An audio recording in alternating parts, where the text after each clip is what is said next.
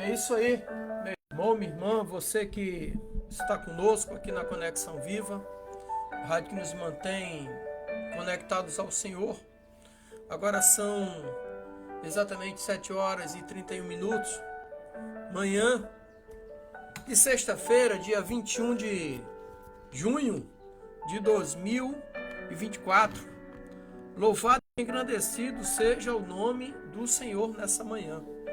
Sou o pastor Dimas Pimentel, estamos juntos mais um dia aqui. Estamos ao vivo na nossa web rádio Conexão Viva e também ao vivo pelas nossas redes sociais, Facebook e também canal Conectados ao Sagrado. Deus abençoe, graça e paz por mais um dia.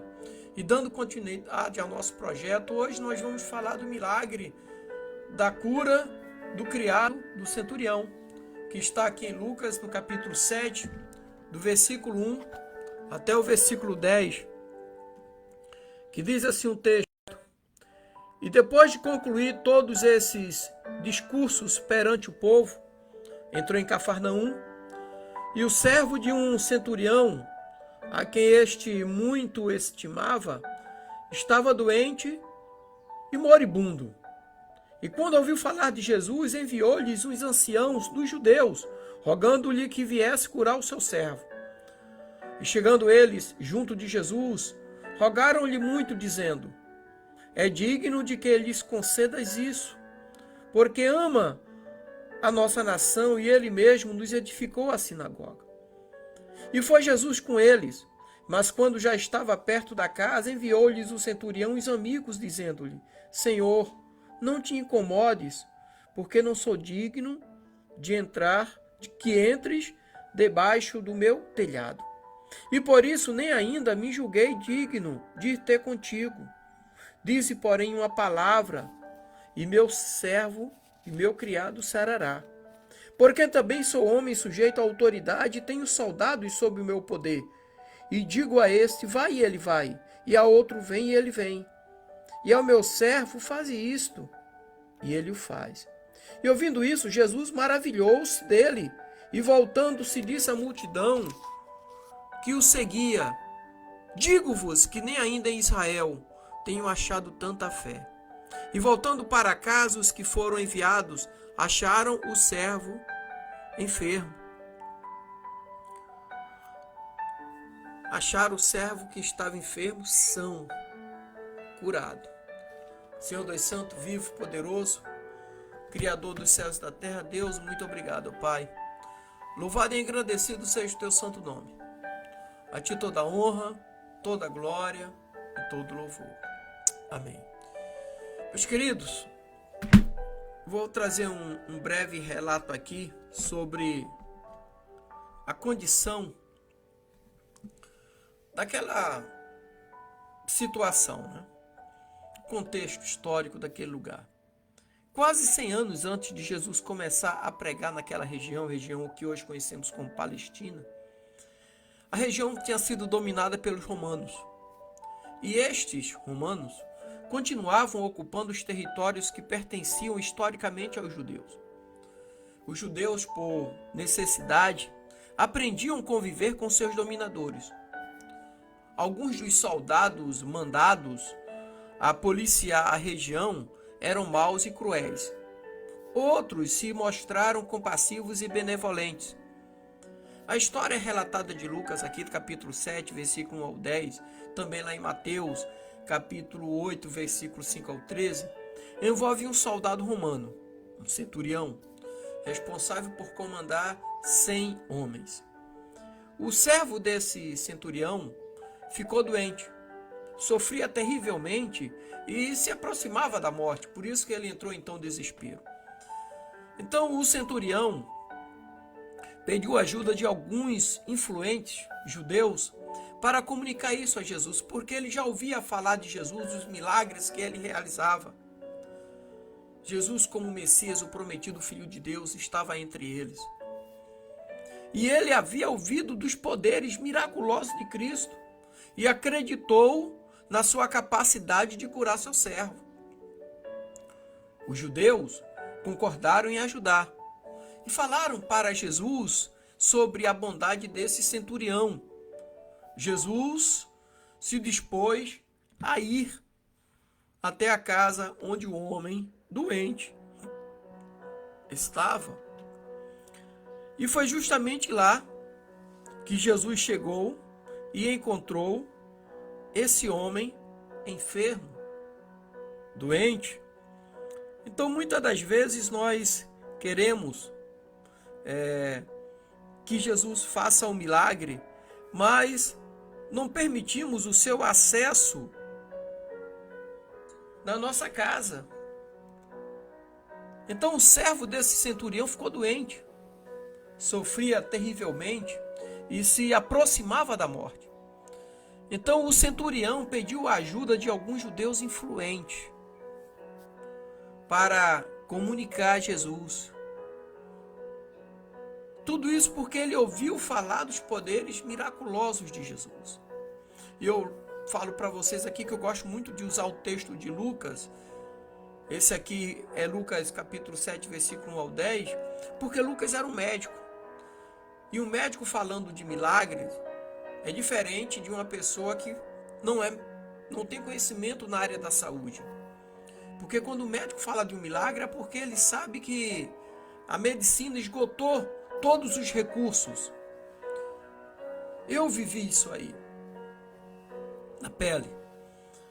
Então o centurião, no entanto, não achou necessário a visita de Jesus e se considerou indigno de recebê-lo na sua casa. Apesar de ser representante oficial do governo que dominava os judeus, esse homem demonstrou humildade e se considerou inferior a um judeu de uma família pobre. Ele compreendeu mais do que muitos judeus na sua época, porque ele acreditou na grandeza de Jesus.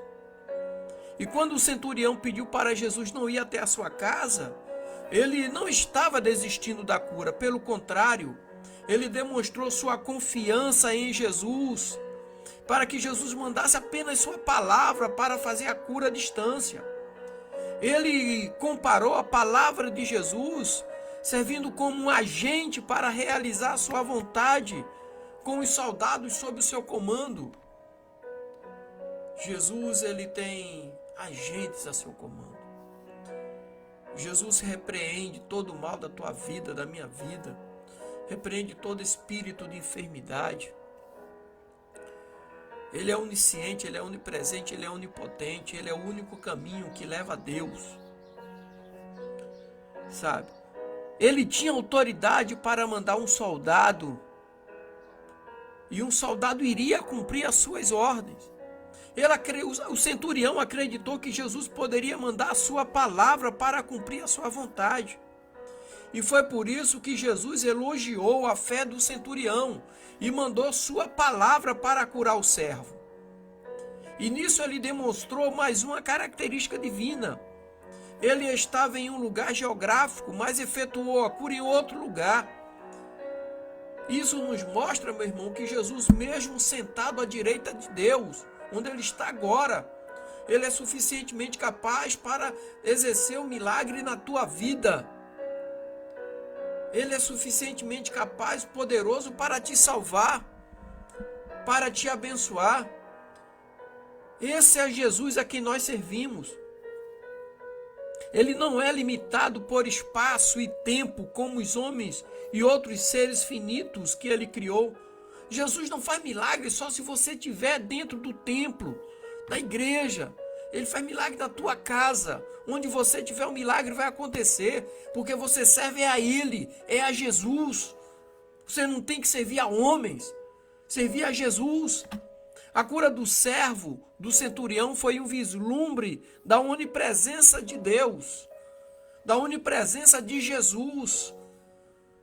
Ele não precisa estar ali fisicamente, meu irmão. Davi entendeu a ideia da onipresença de Deus quando escreveu lá no Salmo 139, versículo 7 ao 10, abre aspas, que diz o seguinte: para onde me ausentarei do teu espírito? Para onde fugirei da tua face? Se subo ao céu, lá estás. Se faço a minha cama no mais profundo abismo, lá estás também. Se tomo as asas da alvorada e me detenho nos confins dos mares, ainda lá me haverá de guiar a tua mão, e a tua destra me susterá. Deus vinculou a ideia da sua onipresença com a sua onisciência, ou seja, sua capacidade de saber tudo. E perguntou, lá em Jeremias 23, versículo 23 e 24, abre aspas, diz assim: acaso sou Deus apenas de perto, diz o Senhor, e não também de longe? Ocultar-se-ia alguém em esconderijos, de modo que eu não veja? Diz o Senhor. Porventura não encho eu os céus e a terra? Diz o Senhor. Ele é onisciente, ele é onipresente, ele é onipotente. Em termos práticos, a doutrina bíblica da onipresença de Deus tem dois lados. Os olhos do Senhor estão em todo lugar, contemplando maus e bons. Provérbios 15, versículo 3. Abre aspas novamente. O Senhor olha do céu, vê todos os filhos dos homens, do lugar de sua morada, observa todos os moradores da terra. Ele que forma o coração de todos eles, que contempla todas as suas obras. Salmo 33, versículo 13 ao 15. Então, para essas pessoas que andam com Deus e vivem em comunhão com Ele, é um fato confortante. Ele vê as nossas tribulações, dores, necessidades. E Jesus disse, abre aspas, até os cabelos da vossa cabeça estão todos contados. Lucas 12, versículo 7. Mas para os desobedientes é um fato assustador. Abre aspas, não há criatura que não seja manifesta na sua presença. Pelo contrário, todas as coisas estão descobertas e patentes aos olhos daquele a quem temos de prestar contas. Hebreus 4:13. Ninguém consegue se esconder de Deus. Então aqui Jesus demonstrou a sua divindade quando curou o servo do centurião à distância, porque ele é onipresente, é onisciente e onipotente. Que o Senhor te abençoe nesse dia, meu irmão, minha irmã, e derrame bênção sobre a tua vida. Eu mando um abraço para minha irmã Lia lá em Camaragibe, pessoal da INAB, os alunos dela. Mando um abraço para meu vizinho Flávio, Deus abençoe Flávio. Pastor Marcos, Deus abençoe. Pastor Nilo, Ramilson lá em Natal, no Rio Grande do Norte. Todos os ouvintes ali também de Penápolis que têm sempre nos acompanhado.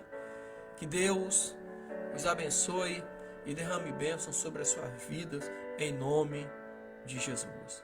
Temos uma sexta-feira, um final de semana alegre, abençoado e próspero.